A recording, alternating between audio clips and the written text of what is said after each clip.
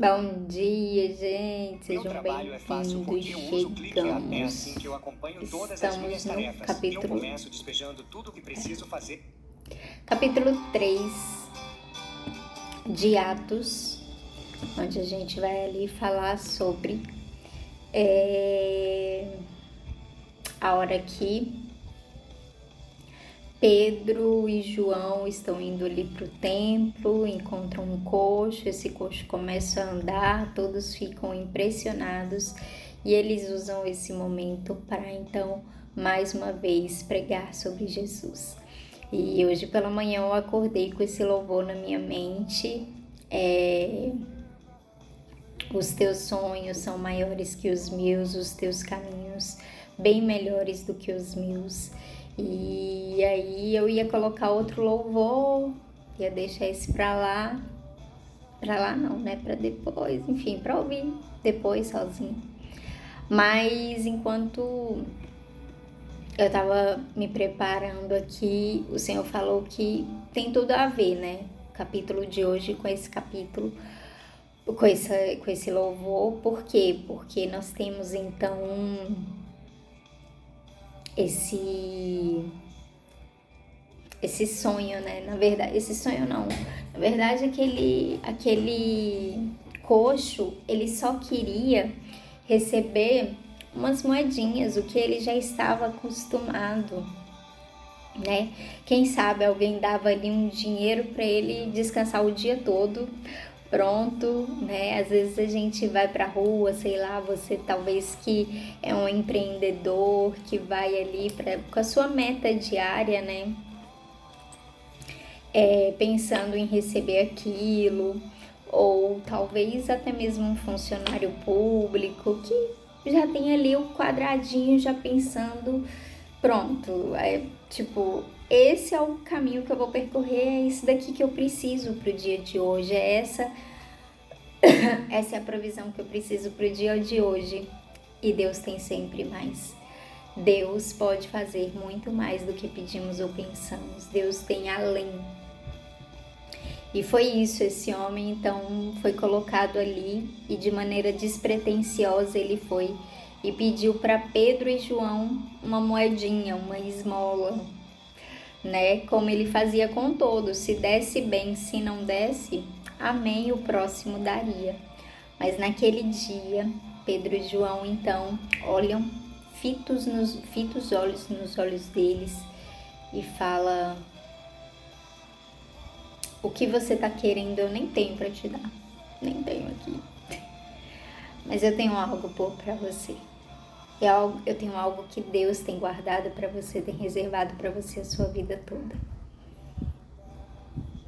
E é isso. E aí o mais importante, né? E aí Pedro vai mais uma vez ali mostrar, né, que o que aquele povo quer, o que aquele povo busca, né? Todo mundo fica admirado, impressionado e Pedro vai falar: Deus tem muito mais para dar para vocês. Ah, se vocês soubessem o tanto que o Senhor quer fazer, o tanto que Deus quer derramar, quer abençoar.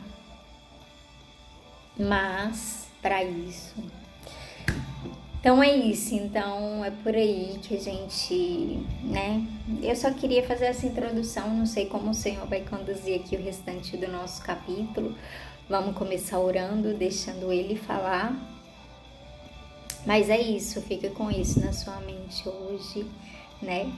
Começa sua semana com esse pensamento, com essa fé, né? Aí às vezes durante a semana muito provavelmente você vai encontrar aquela medida necessária, né? Às vezes nem vai alcançar talvez aquilo ali que você precise, mas tenha fé de que o Senhor sabe qual é a sua real necessidade e Ele vai bem em cima, sabe? Ele vai superar as suas expectativas, né?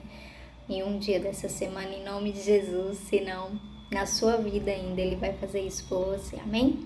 Amém, Deus, obrigada pelo dia de hoje, por mais uma semana que se inicia, que seja tudo em Tua presença. Queremos dizer que nós cremos em Ti, cremos que o Senhor é poderoso para fazer muito mais do que podemos pedir, pensar, Deus, em nome de Jesus, eu oro pela vida de cada irmão meu, Deus, que o Senhor possa estar com eles na sua semana, nos seus momentos de lazer, de descanso, sabe, Deus, começando por hoje, Pai, indo aí, sabe, Deus, provendo a cada dia na semana, sabe, Deus, talvez o necessário, talvez a medida, mas sempre, Deus, que eles tenham a fé de que o Senhor é capaz de fazer além daquilo que eles podem pedir, pensar ou imaginar. Sabe, Deus, aquilo que não sequer penetrou em coração humano, Deus, é isso que o Senhor tem reservado para nós. Às vezes a gente quer algo, tá pedindo por algo, mas o Senhor quer fazer, quer nos dar algo que é completo, algo muito maior, algo muito melhor, algo que vai trazer cura, restauração, sabe, Deus, que vai abençoar toda uma nação, toda uma sociedade através daquilo que o Senhor vai fazer em nós. Então, é o que eu oro, que eu te peço, que eu coloco diante de ti, Deus. Faça, cumpra-se em nós o teu querer, porque os teus sonhos são maiores do que os nossos e os teus caminhos bem melhores do que os nossos, do que podemos percorrer. Colocamos diante de ti a leitura deste capítulo, Deus, nos ensine também a sermos Pedro e João na vida de outras pessoas. E a falar do Senhor, a mostrar, Deus, que nada é por nós mesmos, mas tudo vem de Ti. Tudo torna para Ti, em nome de Jesus. Amém? Bora. Ai, até me emocionei, gente. Ai, eu ando muito emotiva. Vamos. Certo dia de tarde, Pedro e João estavam indo ao templo para a oração das 3 horas. Estava ali um homem que tinha nascido coxo.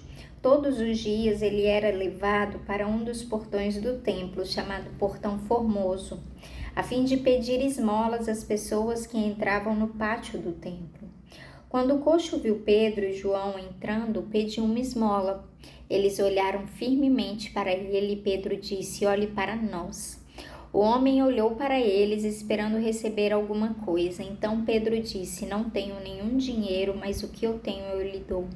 Pelo poder do nome de Jesus Cristo de Nazaré, levante-se e ande." Em seguida, Pedro pegou a mão direita do homem e o ajudou a se levantar.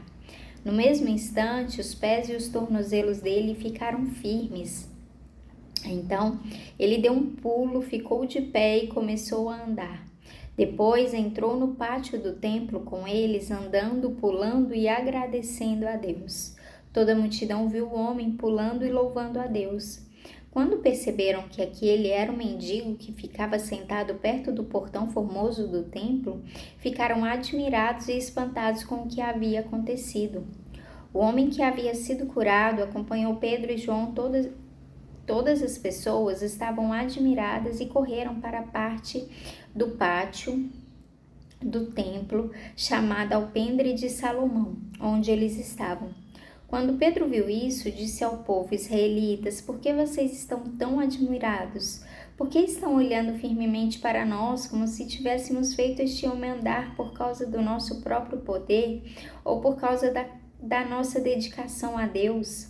O Deus dos nossos antepassados, o Deus de Abraão, o Deus de Isaque, o Deus de Jacó, foi quem deu glória ao seu servo Jesus. Mas vocês os entregaram às autoridades e o rejeitaram diante de Pilatos. E quando ele resolveu soltá-lo, vocês não quiseram. Jesus era bom e dedicado a Deus, mas vocês o rejeitaram. Em vez de pedirem a liberdade para ele, pediram que Pilatos soltasse um criminoso. Assim vocês mataram o autor da vida, mas Deus o ressuscitou e nós somos testemunhas disso. Foi o poder do nome de Jesus que deu forças a este homem. O que vocês estão vendo e sabendo foi feito pela fé no seu nome, pois a fé em Jesus que curou este homem em frente de todos vocês. Agora, meus irmãos, eu sei que o que vocês e os seus líderes fizeram com Jesus foi sem saber o que estavam fazendo. Mas Deus cumpriu assim o que havia anunciado há muito tempo pelos profetas, isto é, que o Messias que ele escolheu tinha de sofrer. Portanto, arrependam-se e voltem para Deus a fim de que ele perdoe os pecados de vocês.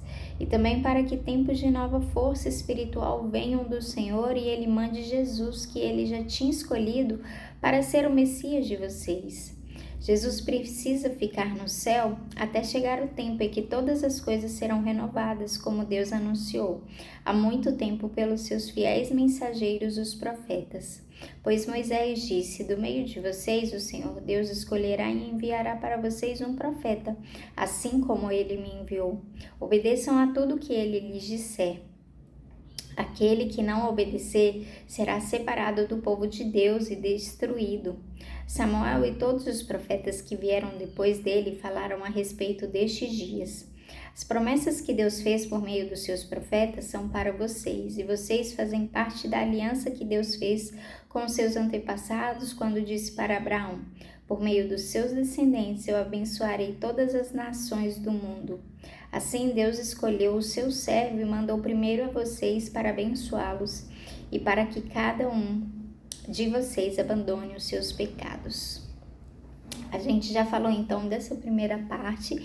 Eu quero continuar a partir daqui do versículo 14, que vai dizer assim: Jesus era bom e dedicado a Deus, mas vocês o rejeitaram. Em vez de pedirem a liberdade para ele, pediram que Pilatos soltasse um criminoso.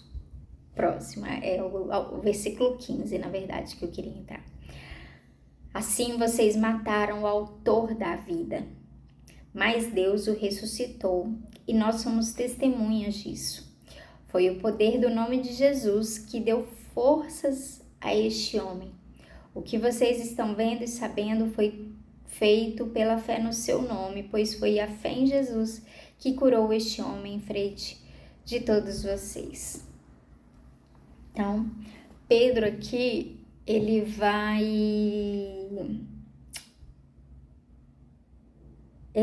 ali mostrar como nós somos maus, né? Como ele vai, né? Primeiramente, talvez as pessoas que estivessem ali não foram exatamente aquelas que mandaram crucificar Jesus, mas aquelas pessoas insistindo em não crer, ele vai mostrar que elas estavam, e isso ele vai mostrar desde o Antigo Testamento, quando ele expõe aqui no final do capítulo, falando sobre Moisés, falando que Moisés já apontava para Jesus, que viria um profeta após ele. E esse profeta seria Jesus, né? Ainda que ele não falasse o nome, as escrituras em seguida mostram sobre isso, falando ali da obediência a Jesus. Então, Pedro vai mostrar, sabe? Primeiro Pedro se exima daquilo, sabe? Quantas pessoas às vezes não estão puxando, né, a cura para o seu ministério, para o seu dom pessoal, para as suas obras e tal. Mas Pedro aqui, ele vira e ele fala assim: por que vocês estão espantados?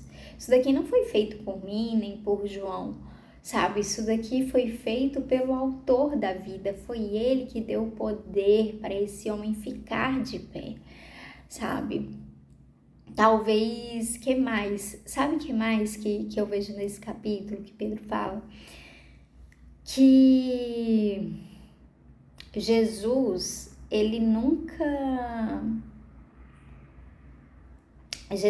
Pedro e João, ele nunca, o que eu ia falar? Meu Deus, esqueci. Ai, caramba, velho, era uma coisa importante. Mas enfim, gente, é isso. Creio que hoje Deus quer falar então conosco sobre sonhos. Lembrei, aquelas pessoas muitas vezes passavam ali e talvez sequer olhasse para aquele homem. Sequer descer atenção, sequer olhava no olho dele, sequer falava uma palavra para ele, né? Às vezes a gente está dando esmola, cumprindo aquilo que a Bíblia diz, mas a gente só dá, né? Às vezes a gente nem olha, às vezes a gente nem pergunta, e eu me incluo nisso, né? E é isso, sabe? Cada um dá o que tem. Às vezes você vai ter ali o que ele está pedindo. Às vezes você não vai ter, mas a todos nós podemos dar um pingo de atenção que seja. Um pingo de, sabe, olhar como Jesus olhou aquela pessoa. Pedro fez isso. Pedro virou e falou: olhe para nós. E olhou firmemente nos olhos daquele homem. Talvez ele viu ali que aquele homem não buscava somente aquela esmola, né? Jesus, ele sempre perguntava: o que eu posso fazer por você? Por quê? Porque às vezes a pessoa não estava disposta a se comprometer com a cura, enfim. Então ele mesmo devia falar: ó, eu quero isso, eu vou me responsabilizar por isso. Mas aqui Pedro não faz isso, mas Pedro, sabe, ele olha dentro dos olhos daquele homem e ele descobre ali, tanto que vai dizer aqui no versículo 11, que o homem depois disso passou a andar com eles, ficou agarrado ali neles. Por quê? Porque ele tinha o desejo, a expectativa de poder entrar naquele templo, de adorar a Deus, de continuar vivendo naquele meio, naquele acolhimento. É isso, meu tempo se esgotou. Bom domingo, Deus abençoe.